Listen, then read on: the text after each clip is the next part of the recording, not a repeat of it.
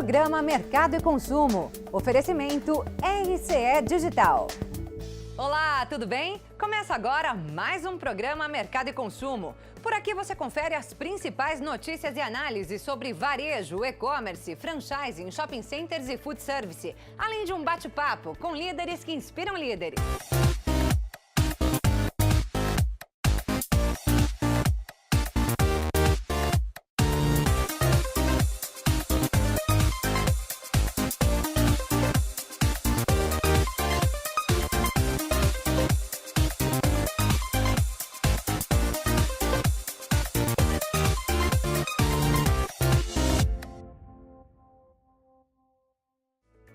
Seja muito bem-vindo ao programa Mercado e Consumo. No programa de hoje você vai saber como estão as contratações temporárias do comércio para este final de ano e os investimentos do Carrefour no Brasil. E o papo de loja desta semana é com Pedro Coutinho, CEO da GetNet, uma das líderes do segmento de pagamentos eletrônicos aqui no Brasil.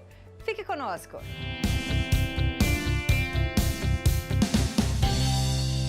A oferta de vagas de emprego temporário para o final do ano de 2018 já começou. Um levantamento da Associação Brasileira do Trabalho Temporário mostra que cerca de 435 mil vagas temporárias serão abertas até dezembro.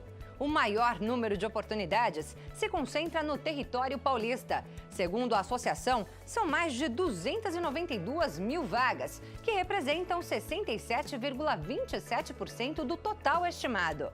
Paraná ocupa a segunda posição, seguido pelo Rio de Janeiro e Amazonas. E não são apenas os shopping centers que vão gerar empregos temporários não, viu? Além do comércio, os setores da indústria e serviços também estão em ritmo de contratações.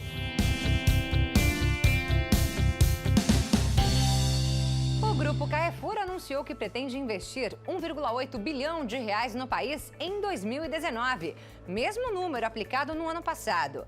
Parte desse investimento será em produtos saudáveis, incluindo itens de produção regional e orgânicos. A companhia estabeleceu a meta de duplicar a participação de produtos orgânicos nas vendas de itens frescos até 2020, quando deve atingir 5 bilhões. Tudo isso faz parte de um programa batizado de Act for Food, que ocorre simultaneamente em todos os países onde a companhia está. O Carrefour anunciou recentemente o investimento de 1 bilhão e 800 mil reais ano que vem aqui no Brasil, num claro recado de confiança que a empresa tem no mercado brasileiro. Além da abertura de novas lojas de atacado, de hiper e super, a empresa divulgou um projeto global para estimular a venda de produtos saudáveis, incluindo itens de produção regional e orgânicos. O projeto global, batizado de Act for Food, tem como meta duplicar a participação de produtos orgânicos nas vendas de itens frescos até 2020. Esse movimento foi justamente para atender a demanda crescente dos consumidores por esse tipo de alimento. A atuação nesse segmento não é necessariamente uma novidade no varejo alimentar, que tem como grande expoente a rede americana Whole Foods, comprada ano passado pela Amazon por mais de 13 bilhões de dólares. Aqui no Brasil, alguns players regionais já atuam muito bem posicionados e o próprio Pão de Açúcar já desenvolveu iniciativas nesse setor. Fato é que o anúncio dessa grande rede global de varejo alimentar promete sacudir todo o ecossistema de produção de orgânicos aqui no Brasil e, obviamente, será muito saudável para o nosso mercado.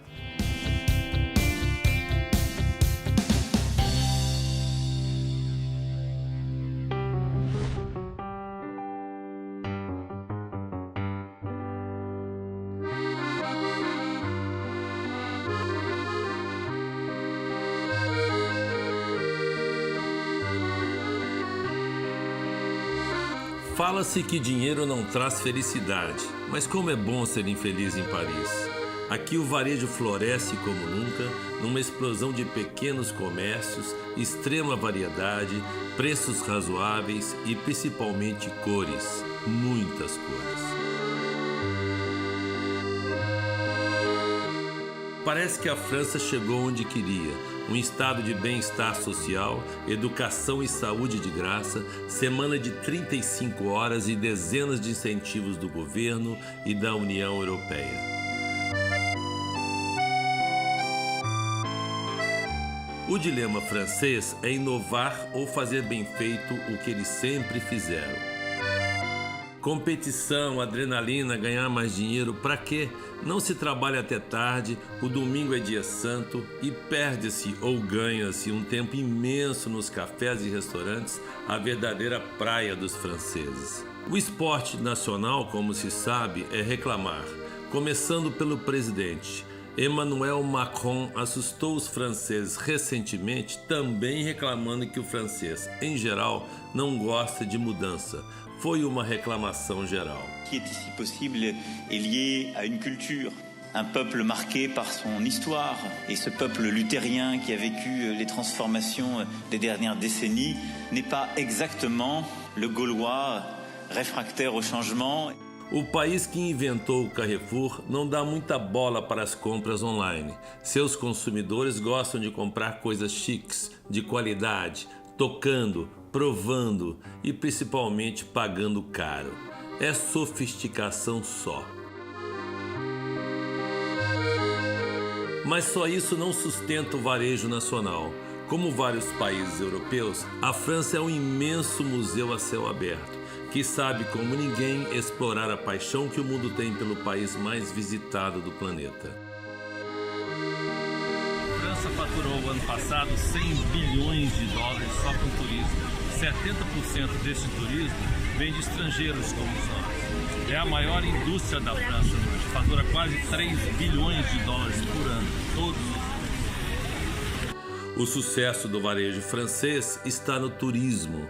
O setor está crescendo pelo menos 3% ao ano por mais de uma década.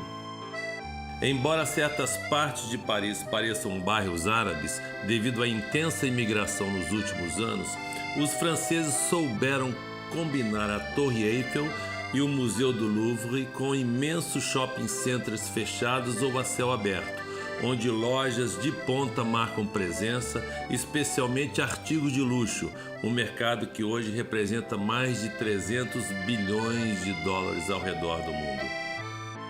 Aqui você vê a Apple, L'Occitane, Virgin, Sephora, Lalique e muitas outras.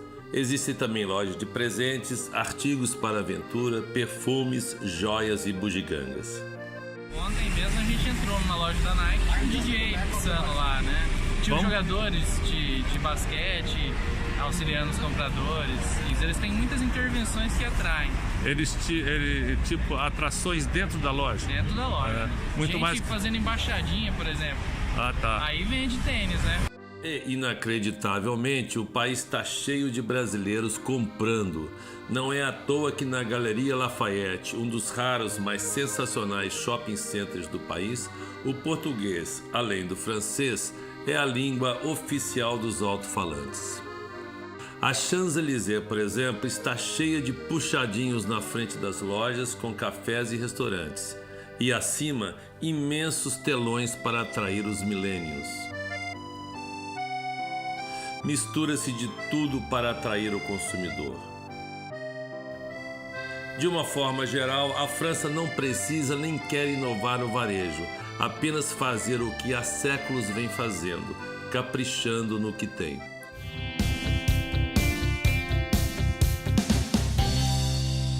Você conhece o Web Summit? Ele é considerado a maior conferência com foco em tecnologia do mundo. A edição deste ano será entre os dias 4 e 11 de novembro em Lisboa. Veja agora mais detalhes. Pessoal, neste novembro faremos pela segunda vez a nossa delegação para o Web Summit. O Web Summit já é considerada a maior conferência de tecnologia do mundo. São cerca de 70 mil pessoas em 3 dias em Lisboa. Mas muito mais que tecnologia, nós estamos falando de inovação como um todo, empreendedorismo, digital, obviamente, na cultura, mas tem também ciências, artes. É um espetáculo, é um show absolutamente inspirador com as principais tendências mundiais desses assuntos todos. Acontecem no principal pavilhão de eventos de Lisboa e mescla uma feira muito interessante com as principais palestras divididas entre uma plenária e também essas salas quebradas. E, obviamente, a Gouveia de Souza quer te convidar para estar conosco e conhecer mais sobre a nossa delegação nesse evento absolutamente incrível. Vamos estar junto nessa, né? Acesse www.websummitgsmd.com.br e não deixe de participar dessa experiência única.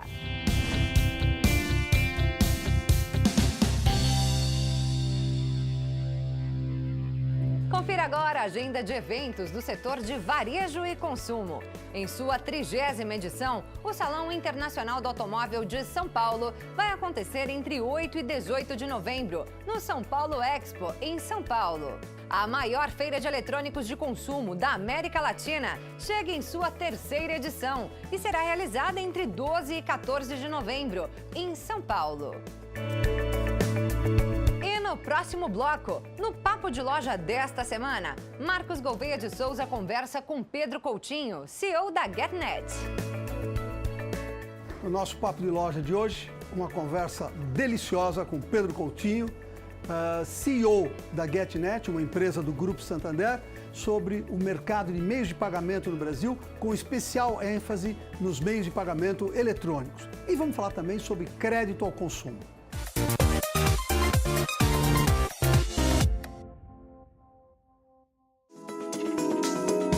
Assista o programa Mercado e Consumo e fique por dentro das notícias mais importantes para o mercado de varejo, consumo, franquias, shopping centers e food service no Brasil e no mundo. Com análises dos maiores especialistas do setor, além de tendências e insights das lojas mais inovadoras e entrevistas exclusivas com grandes empresários brasileiros. Assista e anuncie no Mercado e Consumo na Record News.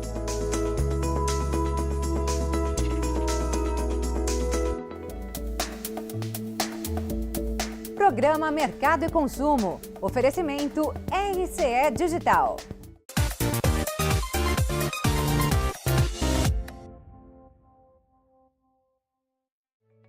Você já segue o Mercado e Consumo nas redes sociais? Faça isso e aproveite para contar pra gente o que você gostaria de ver por aqui. E agora chegou a vez de Marcos Gouveia de Souza conversar com Pedro Coutinho, CEO da GetNet. É com você, Marcos.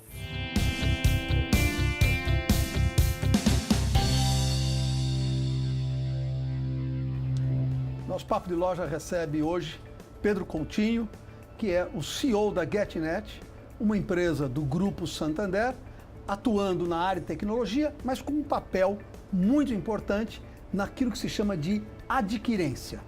Pedro, gratíssimo por estar com a gente e vamos começar exatamente por isso. Qual é o papel do adquirente no processo de meios de pagamento? Marcos, obrigado por estar aqui com vocês. É um grande prazer fazer parte desse programa. Falando um pouco sobre o adquirente, a gente poderia avaliar o papel do adquirente em diversas fases. Primeiro, bem básico, ele tem o papel principal é fazer a conexão desde do ponto de venda, dos lojistas ou os varejistas, com o consumidor e com o banco. Então, esta conexão, esta integração desses canais, e aí eu incluo a bandeira também, que é o que a gente chama de 4 partes, bandeira, o estabelecimento, o emissor e o adquirente, tudo isso o adquirente faz parte, ele integra toda essa cadeia produtiva para que a operação saia com qualidade, com menos fraude, etc. No varejo atual, estima-se que 58% dos pagamentos hoje são feitos por meios eletrônicos. A perspectiva é de crescimento acentuado no curto prazo ou esse número já está estabilizado e o crescimento vai ser mais baixo? A gente separa o seguinte, do total do consumo das famílias, hoje 32% é feito pelos meios eletrônicos, cartões de crédito e seja presente ou não presente. Aí você tem um percentual importante que é feito por dinheiro e um percentual importante feito por transferências, boletos, etc. Nós na Bex, a gente desenhou um plano e apresentou ao Banco Central que esses 32% nós gostaríamos que em 2021 fosse 60%. Então, o nosso plano, traçado em conjunto com toda a indústria, é que cheguemos aos 60% até 2021. Quando se fala em futuro, especula-se sobre futuro, muita gente traz a ideia de que dinheiro e cartão vão desaparecer num futuro próximo, substituídos pelos meios digitais. O que é mito, o que é verdade nisso? Bom, eu tive recentemente na China e lá a gente sempre ouviu falando sobre o tema do QR Code, né? Do WeChat, que o WeChat substituiu toda a parte de dinheiro. O que vai acontecer, e isso aconteceu em toda a indústria, quero dar aqui um exemplo. Eu, quando comecei a trabalhar há 30 anos na indústria financeira, eu trabalhando dentro de uma agência, chegou uma TM e eles falaram, as agências vão acabar. Isso eu estou dizendo há 30 anos atrás, e as agências não acabaram. O Santander, por exemplo, esse ano está abrindo agências. Só que o papel desse ponto de venda, ele foi mudando com o tempo. E a tecnologia também foi mudando com o tempo. Lá atrás, onde um cliente sacava numa TM simplesmente o extrato e dinheiro, hoje ele faz empréstimos, ele faz consulta, ou seja, é uma agência dentro de uma TM. E o papel da agência passa a ser um papel de consultoria, dar todo o suporte. Trazendo isso para meios de pagamento, claramente nós vamos conviver com um ponto de venda onde você vai ter um POS, que nada mais é do que uma maquininha dessa dentro de um ponto de venda. Você vai conviver com os meios digitais. O que são os meios digitais? Você vai comprar através da internet ou você vai ter as suas wallets, a sua carteira digital. E essa carteira digital, ela tem algumas formas de você avaliar. Pode ser uma carteira da sua empresa que o cliente vai usá-la. Perfeito. Isso vai ser uma transação entre você e a sua empresa. Pode ser uma carteira aberta, como vários bancos, várias empresas têm uma carteira aberta que você entra e aí sim você vai colocar o seu cartão dentro dessa carteira, correto? E nesse sentido, o cartão não acaba, o cartão está dentro dessa carteira. E por que eu comentei da China? Quando a gente olha para a China é um país que não tem crédito. No Brasil, 65% das nossas transações são feitas através de crédito. Perfeito. E 35% através de débito. Na China é o contrário, 90 e tantos por cento é feito de débito. E aí você faz uma transação de pessoa para pessoa, de pessoa para o comércio, através do meio eletrônico. E o assunto segurança no meio digital é um tema que tem presença cada vez maior pelas preocupações que tem gerado. Qual é o estágio que nós estamos com respeito ao nível de segurança possível e o quanto você imagina isto no futuro deixará de ser um problema? Eu acho que o tema da fraude, na minha visão, nunca vai deixar de ser um problema. Eu acho que aqui as empresas, os bancos, todas as instituições, elas estão trabalhando muito nas suas proteções. Perfeito. Então, eu vou falar um pouco do nosso trabalho. A gente, primeiro, trabalhamos numa infraestrutura. Hoje a gente é a única empresa na América Latina que tem um data center Tier 4. Existem 4 tipos no mundo, Tier 1, 2, 3 e 4. Esse Tier 4 nós estamos dizendo que tem 30 ativos no mundo e um deles é o data center nosso aqui em Campinas. Ali o Santander e a GetNet nós investimos 1,6 bilhões de reais na construção dessa infraestrutura. E essa infraestrutura ela é importante porque ela te ajuda a você bloquear uma série de ataques que podem vir. Então aqui é um ponto importante. O outro ponto importante é separar a fraude do meio físico e do meio digital. O meio digital hoje, o acesso do cartão não presente, né, ele está sendo feito através do cartão de crédito. O cartão de débito, ele não é comum ainda. Perfeito. E por que não é comum? Porque aqui a detecção da fraude ainda não tá potente ainda. Tanto as bandeiras, quanto os bancos, quanto os adquirentes, nós temos trabalhado fortemente nesse processo e teremos boas novidades nos próximos meses. Vamos falar um pouquinho mais do macro mercado. Taxas de juros ao consumidor no Brasil são bastante altas. E isso faz com que haja, de certa maneira, uma limitação no próprio desempenho do varejo, no consumo de forma geral, pelo valor dessas taxas. Como poderíamos, estruturalmente no Brasil, reduzir taxa de juros ao consumidor sem um impacto, digamos, na inadimplência e coisas desse tipo? Bom, eu vou separar a conversa em duas partes. Uma, eu preferiria deixar essa parte de juro macro muito mais relacionada à parte de banco. Perfeito. Que não está muito correlacionada à minha gestão hoje. E depois eu vou falar um pouco sobre o custo do consumidor, que tem a ver também com o adquirente. Mas, perfeito. Não fugindo da pergunta, a primeira coisa que nós precisamos refletir no país, por exemplo, é, desde 1948, a taxa de juros da Selic, que é a taxa que mede a taxa básica do mercado, ela não esteve a 6,5%. É a primeira vez, se a gente fizer aqui uma análise fácil, teoricamente, nenhum empresário conviveu no Brasil com uma taxa Selic de 6,5%. Acho que esse é o primeiro ponto. Constatação. Depois você tem produtos dentro da indústria financeira, onde tem juros altos e produtos que são juros já comparáveis a outros países. E eu vou dar exemplo de dois.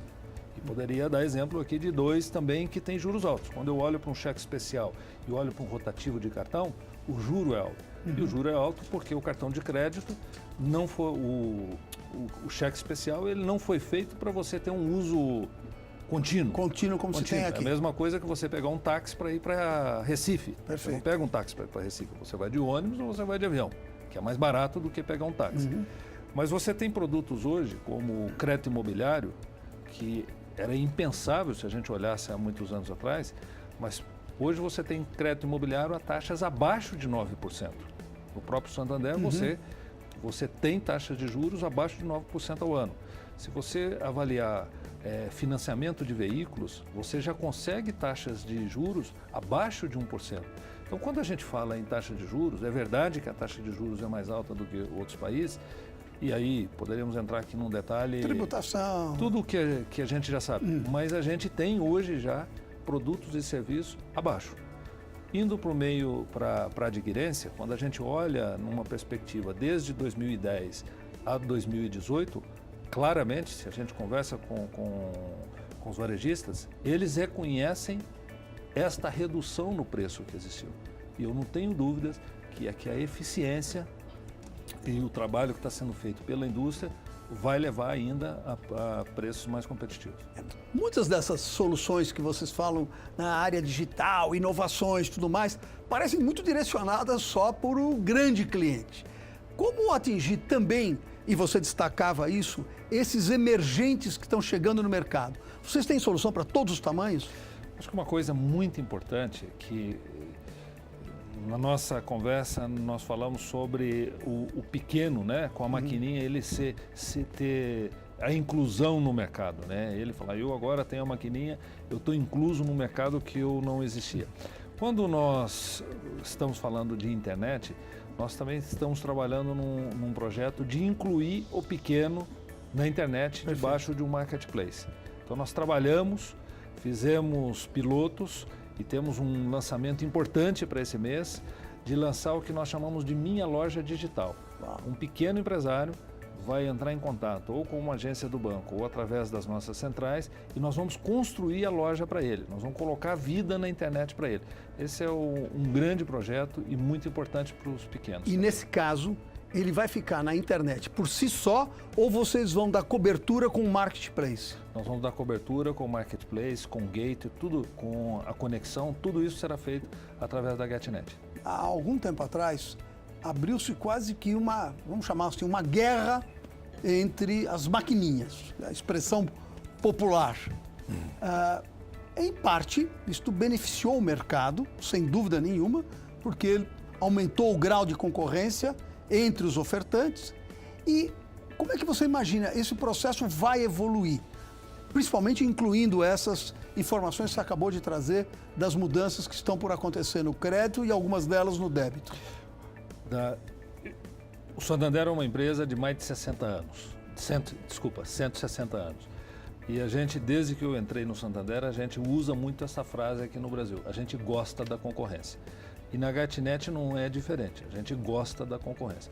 Então, quando entrou, porque a concorrência nos provoca, né? A concorrência nos ajuda... Nos obriga a ser melhor. Nos obriga a ser melhor. Então, esta guerra ou esta invasão das maquininhas que ocorreu no Brasil, ela é muito boa para o consumidor, ela é muito boa para o país, porque você passa por um processo de um cliente, né, do sair da clandestinidade, ele passa a ter vida, né? Perfeito. Ele passa, a pessoa que está vendendo brigadeiro, está vendendo pipoca, está vendendo pastel ali na rua, ele passa... E o varejista passa a ter opção. Ele passa a ter opção, e ele se sente bem de falar, eu tenho aqui um meio para receber cartão de crédito, ele se sente valorizado. Então, isso ocorreu na população e é muito bom. Se nós avaliarmos aqui, por exemplo, o país hoje tem mais profissionais empreendedores, microempreendedores, etc., do que profissionais com carteira assinada. Nós estamos falando de números de 35 milhões de pessoas. E isso é uma transformação estrutural no emprego, né? No emprego. Então, e nós temos 13 milhões de desempregados. Então, evidentemente, este processo do desemprego ajudou esse incremento das maquininhas. E a partir daí, a própria esposa que nunca trabalhou, o marido começou a fazer a quentinha, ou seja, um trabalhava na casa, os dois passaram a trabalhar. Perfeito. Então, isso aqui aumentou o número de pessoas também nesta situação. Se é verdade que isso tudo ainda não está bem para o país, porque a gente está vendo os números, mas a verdade é que abriu no país, e você conhece bem isso fora do país, abriu uma cabeça de empreendedorismo. Então, voltando ao assunto da guerra das maquininhas ou a invasão das maquininhas, o que nós acreditamos? Nós acreditamos o seguinte, primeiro que a gente sempre gosta de dar o direito do cliente escolher. Tem empresas que só querem vender a maquininha. A gente gosta de deixar o cliente escolher. Ele pode vender ou alugar. Vou te dar um exemplo bem claro. Nós temos clientes em Santos, na praia, que eles trabalham 4 meses vendendo sanduíches natural na praia. Perfeito. Para que ele precisa comprar uma maquininha?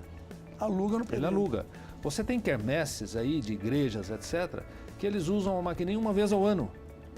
Ele pode alugar por uma vez ao ano, ele não precisa fazer um investimento, até porque deprecia e fica velho. Então a gente tem esta mentalidade. E nós acreditamos também que esta prestação de serviço não para em vender uma maquininha.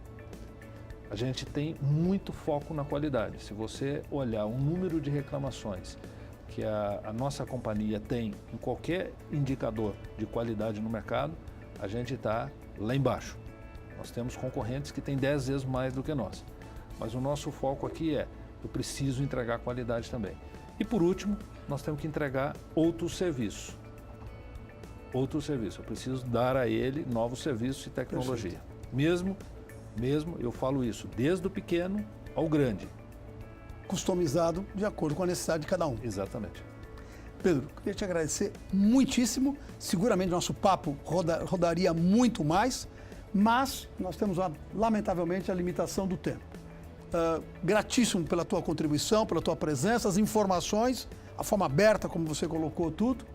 Para você que esteve conosco, lembre que nós temos a representação do programa sábado pela manhã, às 8h30. Lembre também que a entrevista completa está na internet e sua sugestão, proposta e contribuição pode ser enviada para marcosgouveia@mercadoeconsumo.com.br. Continuem com a gente. Este foi o programa Mercado e Consumo. Você conferiu como estão as contratações temporárias do comércio varejista para este fim de ano e os investimentos do Carrefour aqui no Brasil. Na próxima semana, Marcos Gouveia de Souza conversa com Rubens Augusto Júnior, CEO da Patrone, maior rede de franquias de pizzarias do país. Esperamos você todos os domingos às 19 horas, com reapresentação aos sábados às 8h30 da manhã, aqui na Record News e também na Record Internacional. Você também pode ver este e outros programas pela internet, no www.mercadoeconsumo.com.br. Acesse o site e cadastre-se para ficar por dentro de notícias e análises sobre o mercado de consumo e varejo. Até a próxima semana e bons negócios!